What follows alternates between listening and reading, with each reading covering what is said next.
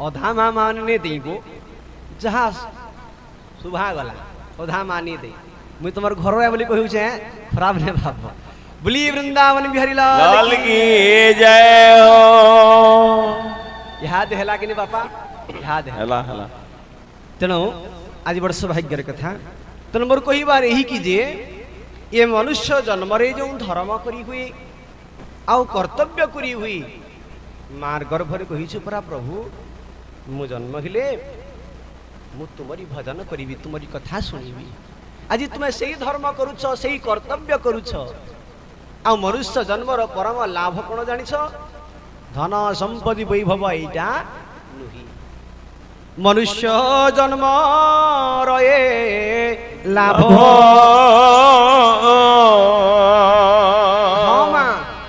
जेबे गोविंदे को रे भव मनुष्य जन्म रये लाभ जेबे गोविंदे करे भाव सीताराम सीताराम सीताराम राधे श्याम राधे श्याम राधे श्याम सीताराम सीताराम सीताराम राधे श्याम राधे श्याम राधे श्याम जे भी गोविंदे भावनाही कि हे बनर तनु पाई सीताराम सीताराम सीताराम राधे श्याम राधे श्याम राधे श्याम सीताराम सीताराम सीताराम राधे श्याम राधे श्याम राधे श्याम बोली भागवत भगवान की तेन मोर कहबार ही कि धन्य आपण मानकर मानव जन्म संसार दृष्टिकोण तुम गरीब हो पार निर्धनी हो पार धनहीन हो पार वस्त्रहीन हो पार समाज तुमको जहाँ कहूना कहीं तुम्हें जिते भगवत आश्रित होइछ ताहले भगवान कहते यही धर्म ठार संसार बड़ धर्म नाही यही कर्तव्य ठार संसार बड़ कर्तव्य नाही यही लाभ ठार संसार बड़ लाभ नाही संसार आम जिते धन संपत्ति अर्जन करिछु केही कोटिए कहिबे नाही मृत्युर बेलारे बापा तुम्हें एते धन संपत्ति अर्जन करिछ मृत्युर समय तुमर धन को तुम्हें स्मरण कर संपत्ति को चिंता कर बंधु वर्ग केही मध्य कहिबे नाही मृत्युर समय तुम्हें संसार सुख धन संपत्ति वैभव बंधु बांधव लेता गुता तुमर मिता महासाथ के सुर कर बोल किए भी नहीं कहन काण कहबे भगवान की सुर कर ताहले मनुष्य जन्म रये लाभ जेबे गोविंदे करे भाव आ मनुष्य जन्म को प्राप्त करी जे लाभ को तुलाई पारे नहीं बापा तार मानव जन्म प्राप्त करिवार निरर्थक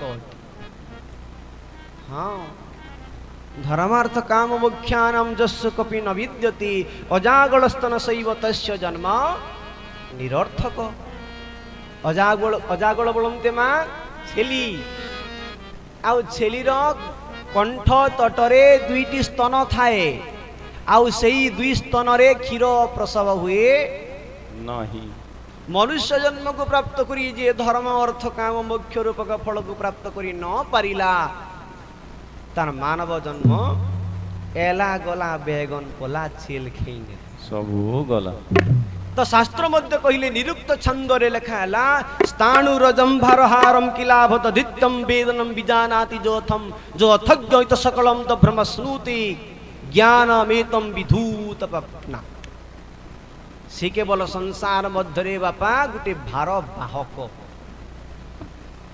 बाहक ताकि कैसे केंता जनता ଶଗଡ଼ ଗାଡ଼ି ଥି ମୋର୍ ବାପା ମାନେ ଧାନ ଦହାରସନ୍। ଶଗଡ଼ ଗାଡ଼ିରେ ଧାନ୍ୟାଦି ଫଳ ବୋଝା ଯାଇଥାଏ।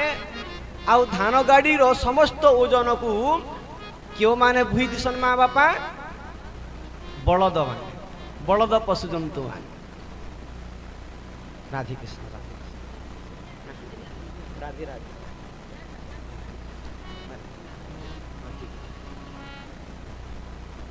ବଡ଼ ସୁନ୍ଦର ଭାବରେ କୁନି ବାଳକ କିଛି ଅର୍ଥ ଦାନ କରିଛନ୍ତି। ଭଗବାନ ତାଙ୍କର ମଙ୍ଗଳ ବିଧାନ କରନ୍ତୁ। ବାକ୍ୟଦେବୀ ସରସ୍ୱତୀ କଣ୍ଠରେ ବିରାଜମାନ କରନ୍ତୁ। ବିଘ୍ନରାଜ ଗଣେଶ ସକଳ ପ୍ରକାର ବିଘ୍ନ ଦୂରୀଭୂତ କରି ସୁଖରେ ରଖିଥାନ୍ତୁ।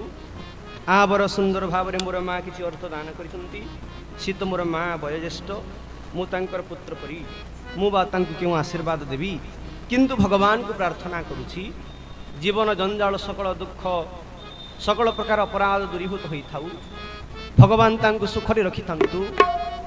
ଆଉ ଏହିପରି ତାଙ୍କର ମନ ହରିକୃଷ୍ଣ ରାରି ପ୍ରଭୁଙ୍କର ଚରଣାରବିନ୍ଦରେ ସମର୍ପିତ ହୋଇଥାଉ। ବୋଲି ବୃନ୍ଦାବନ ବିହାରୀ ଲାଲ की जय हो। ଏଣୁ ମୋର କହିବାର ଏହିକି ହି ମା ବାପା, ଯେ ମନୁଷ୍ୟ ତନୁକୁ ପ୍ରାପ୍ତ କରି ତାର ଧର୍ମ ତାର କର୍ତ୍ତବ୍ୟ ତାରି ଲାଭକୁ ଯେ ପୂରଣ କରି ମାନବ ଜନ୍ମରେ ନ କରିପାରିଛି, ତାହାକୁ ନିରୁକ୍ତ ଛାନ୍ଦରେ ଲେଖାଯାଇଛି। ନିରୁକ୍ତ ଛାନ୍ଦ ବୋଲି ଗୋଟେ ଶାସ୍ତ୍ର ଅଛି। ସେ ଶାସ୍ତ୍ରରେ ଲେଖାଗଲା ସେଇ ବ୍ୟକ୍ତି କେବଳ ଭାର ବାହକ ଅଟେ। କେନ୍ତା ଯେନ୍ତା ଶଗଡ଼ ଗାଡ଼ି ଥି ଧାନ୍ୟାଦି ଫଳ ବୁଝା ଯାଇଥାଏ। ଶଗଡ଼ ଗାଡ଼ିର ସକଳ ପ୍ରକାର ଓଜନକୁ ବା ଭାରକୁ ବଳଦ ପଶୁଜନ୍ତୁ ମାନେ ବୋହିଥିସନ୍। ଶଗଡ଼ ଗାଡ଼ିର ଧାନ୍ୟାଦି ଫଳ ବୁଝା ଯାଇଥିବ, ସବୁ ଭାର ବୋହିଥିବେ। ହେଲେ ଧାନ ଗାଡ଼ି ଥି ଯେନ୍ ଲଦା ଯାଇଥିବା ଧାନ୍ୟାଦି ଫଳକୁ ବଳଦ ପଶୁଜନ୍ତୁ ମାନେ ନିଜେ ଖାଇ ନେଇ ପାର, କେବଳ ଭାରଟେ ବୋହିଛ। ଆହୁରି କିପରି ଯେଉଁପରି ଗୋଟେ ବୃକ୍ଷ ଫଳ ଫୁଳ ସବୁ ବହନ କରିଥାଏ, ତାରି ସତ୍ତ୍ୱେ ମଧ୍ୟ ସେ ବୃକ୍ଷରେ ପଲ୍ଲବିତ ହୋଇଥିବା ଫଳକୁ ବୃକ୍ଷ ନିଜେ ଭକ୍ଷଣ କରିଥାଏ। ଗୋଟିଏ ବ୍ୟକ୍ତି ସଂସାର ମଧ୍ୟରେ ଯଦିଓ ବେଦ ଉପନିଷଦ ରାମାୟଣ ମହାଭାରତ ହରିବଂଶ ସବୁ ଶାସ୍ତ୍ର ଜାଣିଛି, ମୁଖସ୍ଥ କରିଦେଇଛି, ତଥାପି ଯଦି ସେ ଶାସ୍ତ୍ର ଭିତରେ ଥିବା ସଦାଚାର ଧର୍ମ ନୀତି ଆଉ ନିୟମକୁ ତାର ଜୀବନ କାଳ ଭିତରେ ତାର ମାଧ୍ୟମରେ ତାର ଶରୀରରେ ସେ ଟିକେ ବି ପାଳନ ନି କରବା, ନୀତି ନିୟମରେ ନି ଚଲବା, ତାହେଲେ ସେ କେବଳ ଭାରଟେ ବୁଝିଛି। कहबार यही कि जे मनुष्य जन्म हूँ दुर्लभ जन्म। यही जन्म सांसारिक भोगवस्तु को प्राप्त करने निमित्त नुहे। एणु भागवत शास्त्र ऋषभ भगवान तांकर 100 पुत्र को डाकी बसैक कहले, हे पुओ माने, ऋषभ भगवान 100टा पिला ज्येष्ठ थिले भरत आ 100 पुत्र को डाकी बसैक कहले, पुओ माने रे मनुष्य जन्मटा भोगवस्तु नुहे। सांसारिक भोगवस्तु को प्राप्त करिबार पई तुमे दुर्लभ मनुष्य तन प्राप्त करी ना हो। ये सांसारिक सुख भोग तो अन्य जन्म मानंकरे बिना तपस्या रे बिना यज्ञ रे बिना धर्म रे तुमे प्राप्त करि परिबो। गाय गोरु छेल मेढी हेले केतनी संसार भोग करबो, किंतु मनुष्य जन्म जितले तुमे प्राप्त करिछ एइटा सांसारिक भोगवस्तु को प्राप्त करिबा निमित्त इंद्रिय सुख निमित्त नुहे बापा। ये मुक्तिर एकमात्र कर्णधार, यार माध्यम तुम्हें मुक्ति पाई पारिबो। किंतु आमे कलिजुगिया लोग विचार करसु, जिते बेले देखबो बिहाघर मान को दासे हल माने भेट पड़ी आसन आ कथावार्ता हो तो सन दासे बड़ा दिन भेट पड़ी हो। मनु जन्म थोड़ी आनो दासे जहाँ खाई वो पीथबो हेती न सारे मरी गले के कणहेबा के जेंचे हो। देखो तो आज जहाँ खर्चा है दासे मोटा चाल भाटी साल की आम संसार भोगरे माति रहीछु, किंतु ये मनुष्य जन्मर धर्म को भूली जाइछु, सांसारिक भोगरे लिप्त आसक्त होई। तेणु मोर कहिबार यही कि धन्य आपण मानकर मानव जन्म सांसारिक सुख भोग को वर्जन करिकी ये जो तुम धर्म करुछ कर्तव्य करुछ ଆଉ ଲାଭକୁ ପ୍ରାପ୍ତ କରିବା ନିମିତ୍ତ ପ୍ରଭୁଙ୍କର ଚରଣାରବିନ୍ଦରେ କାୟ ମନ ବାକ୍ୟକୁ ଅର୍ପଣ କରିଦେଇଛ।